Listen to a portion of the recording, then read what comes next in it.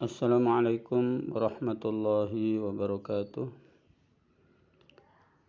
Ayyuhal ikhwat talabah, hayya nabda liqa'ana hadha bil basmalah. Bismillahirrahmanirrahim. Hadzal yawma nahnu sanuwasil ma tahaddathna min qablu an ba'dun nadhariyah li dalalatil jumlah. والآن نحن نواصلها بالتحدث عن نظرية kalkulus al-khobariyah atau teori kalkulus predikatif. Teori ini adalah teori terakhir di dalam semantik kalimatif. Maka insya Allah minggu depan kita mulai pembahasan tentang teori-teori dalam pragmatik atau ilmu at-tadawuli. Baiklah, teori kalkulus predikatif itu adalah sebuah teori yang merupakan pengembangan dari teori struktur dalam. Teori ini melengkapi teori struktur dalam dengan memberikan pendalaman terhadap impact atau dampak yang ditimbulkan oleh keberadaan predikat terhadap makna sebuah kalimat. Teori ini model analisanya mirip dengan teori kalkulus dalam matematika.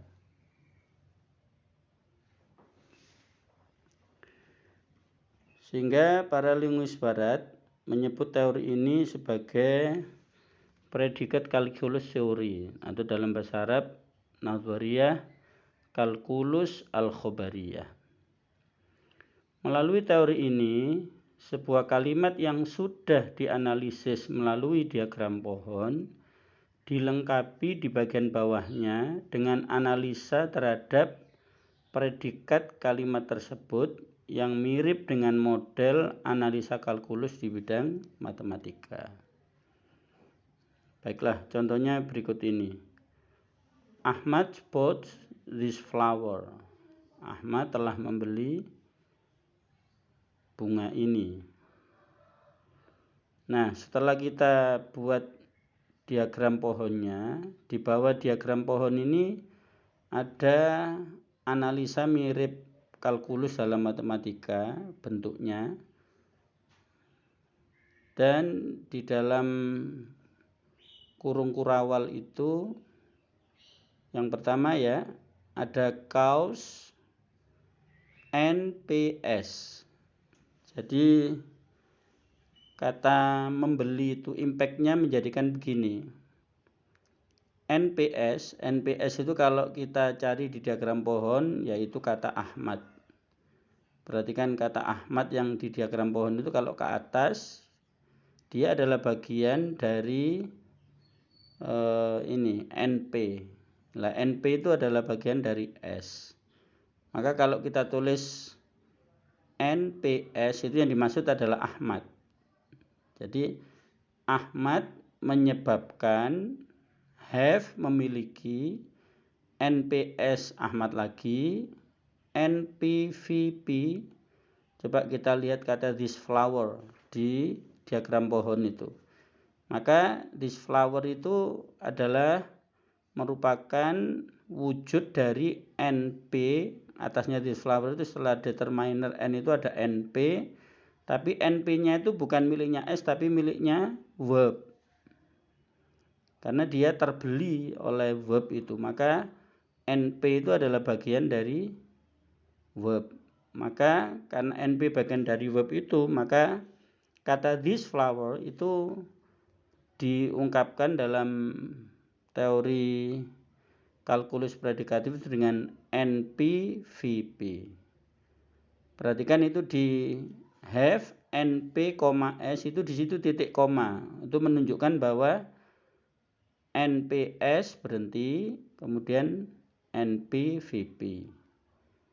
Maka kata membeli itu menyebabkan kaos NPS itu tadi Ahmad ya, menyebabkan Ahmad memiliki Nah, yang memiliki itu ya Ahmad sendiri, tentu NPS memiliki apa? NPVP. NPVP itu yaitu this flower. Jadi kata kerja box menyebabkan Ahmad memiliki this flower. Diumpamakan dengan kaos NPS, non phrase-nya sentence, memiliki NPS itu menjadi memiliki NPVP, yaitu this flower. Kemudian yang kedua, imbas dari kata box itu menyebabkan kaos NPS di situ ada minus have, berarti kehilangan. Jadi kata bought dalam kalimat Ahmad bought this flower itu analisa yang kedua menyebabkan NPS yaitu Ahmad menjadi tidak memiliki. Di situ ada minus have NPS. Jadi Ahmad menyebabkan Ahmad tidak memiliki sigma sejumlah money, sejumlah uang untuk apa? For NPVP, untuk mendapatkan this flower. This flower itu tadi seperti yang pertama adalah NPVP. Jadi impact yang ditimbulkan kata bought itu menyebabkan kalimat Ahmad bought this flower itu punya dua deret analisa kalkulus predikatif. Jadi yang pertama menyebabkan Ahmad sendiri memiliki this flower. Kemudian yang kedua, kata bought itu menyebabkan Ahmad menjadi kehilangan sejumlah uang untuk memperoleh this flower. Kemudian contoh yang lebih panjang, sekarang misalkan kata Ahmad bought this flower in Bali for Aisyah. Apa impact yang ditimbulkan dari kata bought dalam kalimat di atas? Itu terdiri dari 3 deret analisa kalkulus predikatif. Pertama, sama seperti yang pertama tadi, yang di atas tadi itu, bahwa Ahmad membeli bunga ini di Bali untuk Aisyah. Yang pertama, kaos NPS yaitu Ahmad. Ahmad menyebabkan pertama have NPS NPVP. Jadi Ahmad dengan kata membeli itu menyebabkan dirinya memiliki NPVP. NPVP di situ adalah this flower. Kemudian yang kedua, sama juga seperti yang di atas. Akan tetapi yang kedua ini karena sudah ada kata for Aisyah, maka kata bought dalam kalimat tersebut menyebabkan yang kedua kaos NPS. Jadi Ahmad atau NPS itu menyebabkan PP2, jadi second PP, karena kata Aisyah itu di situ masuk preposition phrase yang ada di bawah VP. Maka dalam kalimat Ahmad bought this flower in Bali for Aisyah, itu dalam deret yang kedua itu menyebabkan NPS itu menyebabkan Aisyah memiliki NPVP. Jadi PP2VP itu adalah Aisyah.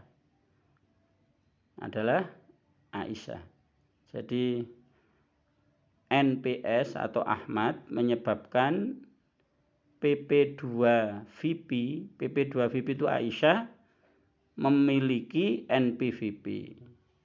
Kan memang maknanya seperti itu, dengan Ahmad telah membelikan bunga itu di Bali untuk Aisyah, menjadikan Aisyah itu memiliki bunga. Nah, itu disebabkan oleh aktivitas Ahmad itu. Maka kata bought dalam kalimat itu, perhatikan lagi deret yang kedua, kaos NPS have PP2 atau second PP. PP2 itu miliknya VP ya, maka yang dimaksud adalah Aisyah menjadi memiliki NPVP. NPVP adalah this flower. Kemudian yang ketiga, karena kalimat ini panjang, maka memungkinkan deret analisa kalkulus predikatif menjadi 3 deret. Yaitu sebagaimana yang pertama tadi, karena Ahmad membelikan bunga untuk Aisyah itu, maka menyebabkan cause NPS. NPS itu menyebabkan NPS menjadi minus have, kehilangan sejumlah uang. Untuk beli apa? For NPVP, untuk membeli NPVP tentu this flower. NPVP itu this flower. Nah, ini contoh yang kedua. Kemudian contoh yang ketiga dalam bahasa Indonesia, kita hanya tinggal mengganti istilahnya saja. Kalau S menjadi K karena kalimat, kemudian noun phrase menjadi FN, frasa nomina, kemudian verb phrase menjadi FV atau frasa verba, dan seterusnya dan seterusnya, seperti kajian kita sebelum-sebelumnya untuk contoh berbahasa Indonesia. Maka analisa kalkulus predikatifnya juga khas sesuai dengan kalimat dalam berbahasa Indonesia, yaitu FNK. FNK tentu Sigit membeli mobil itu untuk istrinya. Maka dengan kata membeli itu menyebabkan FNK Sigit menjadi memiliki FNK Sigit lagi. Jadi Sigit menyebabkan Sigit sendiri memiliki FNFV. Coba perhatikan di diagram pohon. FNFV. Nah, FV itu yang frasa verba itu punya FN, terus noun, terus di situ ada kata mobil. Jadi FNFV itu mobil. Kalau FNK itu Sigit. Kemudian deret yang kedua, sebagaimana yang contoh berbahasa Inggris tadi itu, kata membeli dalam kalimat ini menyebabkan FNK, ya kan? FNK ini menyebabkan FPVP. FPVP itu coba perhatikan di kalimat istri saya di diagram pohon. Kalau kalimat istrinya itu ditarik ke atas, maka dia bagian dari FP dan FV. FP dan FV.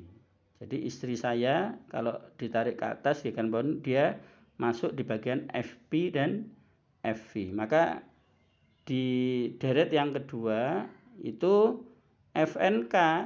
Jadi Sigit itu menyebabkan FPFV istrinya itu memiliki FNFV. FNFV itu di kata mobil itu kalau kita tarik ke atas dia masuk di FNFV.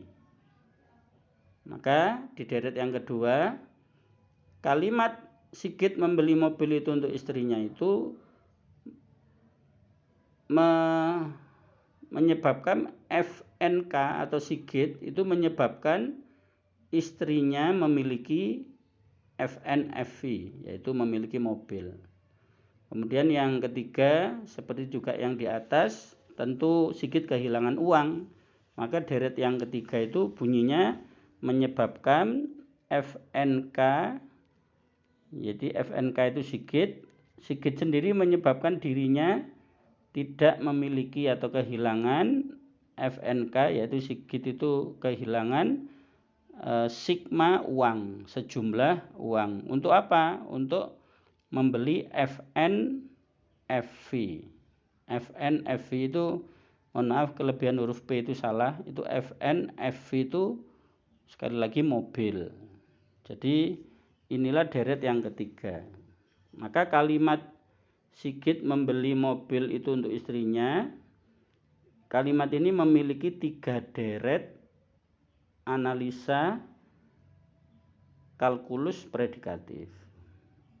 Nah, untuk dalam contoh berbahasa Arab tentu kita tinggal mengganti mengganti istilahnya saja, karena di bahasa Arab ini tidak mengenal istilah singkatan ya, maka ibarah ismiyah itu tertulis ya ibarah ismiyah ya.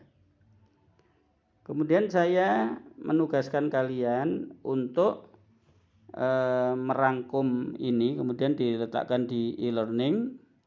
Sekaligus saya memberikan tugas ya. Tugas yang pertama, analisalah kalimat Qotofat Fatimatu al-wardata li zaujiha. Qatafat Fatimatu al-wardata li zaujiha. Kemudian kalimat yang kedua, ista'ara Muhammadun al-kutuba li Fatimah. Ista'ara Muhammadun al-kutuba li Fatimah. Itu tolong dibuat diagram pohonnya, kemudian dilengkapi dengan analisa kalkulus predikatif. Demikian apa yang bisa saya sampaikan. Naktafi bihadza, nakhtatim bilhamdalillah, walhamdulillahirabbil alamin, wal afa minkum, wassalamualaikum warahmatullahi wabarakatuh.